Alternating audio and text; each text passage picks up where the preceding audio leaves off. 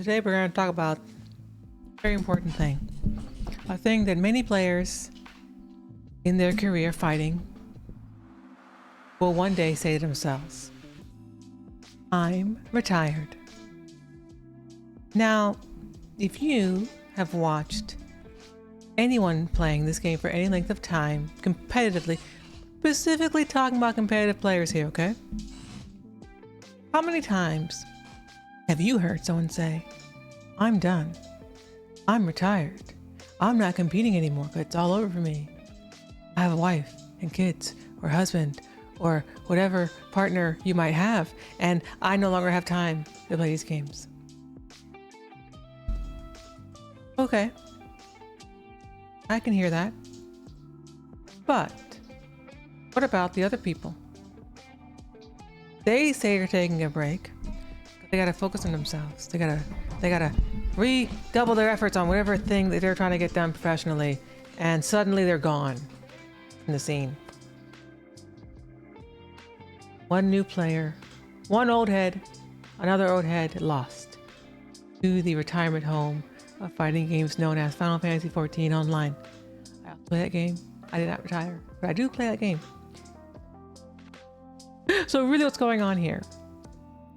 Well, one of my viewers asked me today in chat, is taking a break different to holding ourselves back? And they said, like when I'm on my break from Tekken, I somewhat feel like I'm holding myself back. I started with the anecdote of the retired player because this is a player who most likely burned themselves out. When they play these games, they don't take breaks. Don't do other things. Other areas of their lives are neglected. If you're playing a game so much that you're finding your relationships are being negatively impacted, you're probably playing too much. And you might want to find a more balanced way of engaging with this hobby. First thing. So back to this question of, is it okay to take a break? Yes. For many reasons. One of them, it allows you to keep playing longer. If you don't take breaks, you're going to burn yourself out and you're going to be another one of those folks who says, I'm retired, when you know damn well they're going to be back in about a month. Because they're not really retired, they just needed a break. And some people have a hard time saying to themselves, I just need a break. I'm going to stop playing this for a little while or play it to a lower intensity level than I was before and come back to it. That's fine. Retirement is the thing you do and you're done. You never come back. It's over. There's no coming back from retirement homes. Fighting game players. But that's what happens if you don't take breaks. That's the first reason. Second part of this question was they felt like taking breaks was holding them back. This is another fallacy that many players will fall into when they are thinking to themselves, can't take a break, fall behind. I'll lose my edge. I'll lose to the new whippersnappers, right? Well, first of all, if you're really buried in those whippersnappers, you'll be fine. You'll catch up. Whatever you lose from your time away will come back when you come back to the game. I took a full year off from playing Virtua Fighter competitively. Didn't touch it for a whole year. I wasn't retired. I didn't make that retirement claim.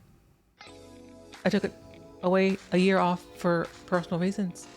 But when I came back stronger because I was clear. Sure, my fingers had to relearn how to do things, but my mind had been refreshed. Whatever was gunking up the works inside my head had worked themselves out, and I was able to play more effectively, more efficiently, and just with less worry about the outcome. This is what breaks are good for. They recharge you. They give you the ability to resume the activity. Okay, that's one part. Next part of this is optimization. If you've been watching my other videos, I talk a lot about optimal play, you know, mastering things and doing things better and being more efficient and being more productive and just being more of a top performer. Now, to be a top performer, you need to utilize all of your brain. There are certain processes and procedures that will not take place if you don't stop, reflect, or even better, you stop and don't think about it at all. When you're training, you train hard, you focus, you play, you're all the way in it. Don't go so into other parts of your lives are getting, you know, destroyed or damaged. That's bad. Don't do that. Play less if that's what's going on. And maybe investigate your relationship with these games, and really ask yourself, why is it you're finding to play so much at the detriment of other parts of your life? That's the line, that's the bar. If other parts of your life are getting impacted negatively by this behavior, it really need to examine that. So I'm not talking to that player. This isn't the video for you. This is for the person who has a healthy relationship with their game playing, is competitive, wants to do well, and is just feeling like they're spinning their wheels and just feels worn out. And you can feel it in your head. You can sense it when it's happening, because suddenly you start messing up things. You start not doing what you typically do normally very well, or you'll just start to get angry more often. You get more frustrated. These are all really basically signs of burnout. So when you take a break, really take the break. Put the thing down, don't think about it. When you're in that state, the danger state, means you need to stop. So going back to this question of, is taking a break holding yourself back? No! If anything, not taking a break is holding you back. It's the reverse. Think of it like lifting weights. If you go to the gym, if you're working out, you can't just keep pumping iron forever. You gotta do your sets. You gotta do your reps. Yeah, your girl got some guns, okay? Fuck you up. Don't fuck with me. All right? So, how do you build those muscles? Deliberate effort and then breaks. The most important part of working out isn't the exercise. It's your recovery. It's the diet. It's the sleep. It's the relaxation. That's when your body does all the things it needs to do to make yourself stronger, so that the next time you lift those heavy ass weights, get these guns, you can grow them. Okay? Same process, exactly the same process, but a similar process is taking place when you are trying to learn something or master a skilled activity like playing video games. You gotta make sure, stay balanced. Take your breaks. Now, how do you know you're taking too many breaks? How long of a break do you take? What does a break look like? You know what? Yeah, that's a great point. I feel pre-tournament. I try to crunch so much time, match up info, and you feel burnt out like studying for an exam the night before. Exactly.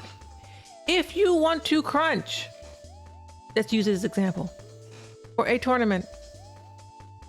If you want to crunch for a tournament, this is how you do it. You don't do it the day before, like for an exam. You do it a month ahead of time. If you're trying to get ready for an event and you're really serious about it, you gotta start training a month ahead of time. Evo's coming right around the corner, baby. It's too late for you. If you don't got it, you don't got it. And a few days of cramming it isn't gonna help you. What you wanna do is when you get there, play as much as you can. So we're getting off track. Back on track. So, I'm imagining many of you going to Evo Japan are going to want to play as many games as you possibly can. And you're going to come to a point where you can't play anymore. And you're going to come to a point saying, damn, I want to keep playing, but I can't because I'm tired. Yeah, right, you can't. So you should take breaks. You schedule breaks. Or what, in the fitness world, they call auto-regulate. What auto-regulation means, at least my understanding of it, I'm not a physician, physical exercise guru at all, not even close, but I know how to work out. Autoregulation is when you listen to your body and you let your body tell you when to stop, when you've done enough, when you've pushed your body to the limit that is sustainable. Key point here is sustainable. Gotta know your body. You gotta know your brain. You gotta know yourself.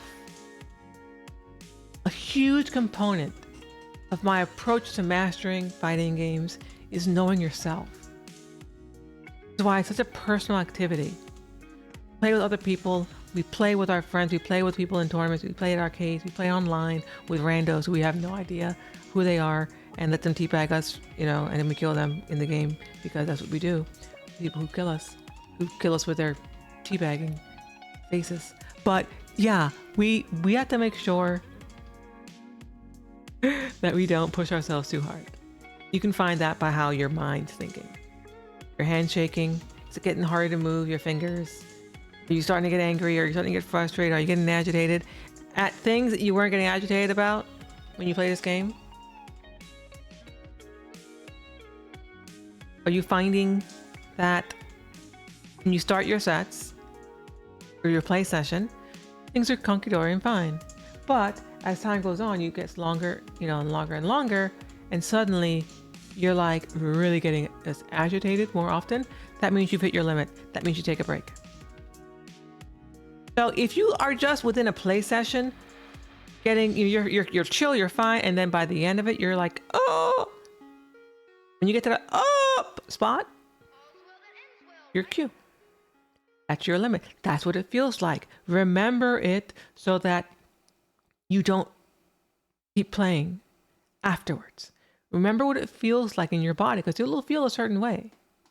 It'll feel a certain way in your head, and it'll feel a certain way in your body. Then, here's what will happen if you don't listen to that little signal your body's trying to send you for too long. Keep playing, and eventually you'll find this activity you like. Think what to follow. You're gonna start to hate it, and you're gonna get really angry, and you're gonna get really frustrated with everything. Everything is going to frustrate you. Oh, they blocked my attack. I'm mad. Oh, they broke my throat. Oh, I'm mad. Oh, they hit me with... Like, that's the game, fam. And again, if you look at our fighting game Twitter, you'll see a lot of folks who were just mad all the time. They're just mad. Always. Always mad. Not just salt. Some of these cats are just burnt out. Some of these cats need to take a break and come back. Take a week off. Take a month off. Take a year off if you need to. Come back refreshed. Nothing wrong with that. Breaks are good. They make you better.